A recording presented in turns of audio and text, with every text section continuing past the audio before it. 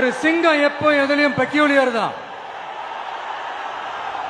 ஒரு முறை சிங்கம் கரிச்சிச்சதுன்னா அந்த சவுண்ட்ல ஒரு 8 கிலோமீட்டருக்கு சும்மா அதிரும், எல்லா திசைகளும் அதிரும். அப்படிப்பட்ட அந்த சிங்கம் வேட்டைக்கு மட்டும்தான் வெளியில வரும், வேடிக்கை பார்க்கறதுக்கெல்லாம் வெளியில வராது. வேட்டையில கூட உயிரோடு இருக்கிற மிருகங்களை தான் வேட்டையாடும். அதுலயும் பெரும்பாலும் தன்னை விட பெரிய சைஸ் உள்ள மிருகங்களை தான் குறி வச்சு தாக்கும், ஜெயிக்கும். எவ்வளவு பசியில் இருந்தாலும் உயிர் இல்லாததை, கெட்டு போனதை தொட்டு கூட பார்க்காது.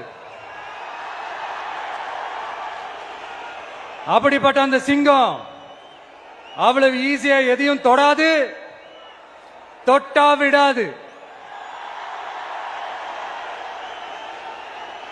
காட்டோட 4 பக்கமும் மார்க்கிங் மை டெரிட்டரின்னு தன்னுடைய பவுண்டரியை தானே வகுக்கும். அப்படிதான் அந்த காட்டையே தன்னோட கண்ட்ரோல்ல வச்சிருக்கும்.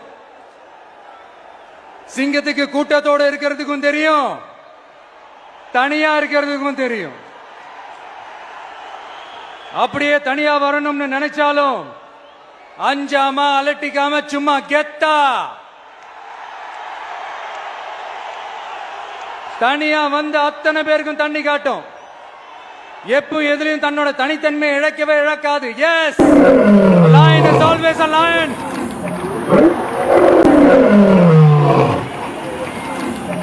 There are so many jackals and other animals in the forest, but there will be only one lion.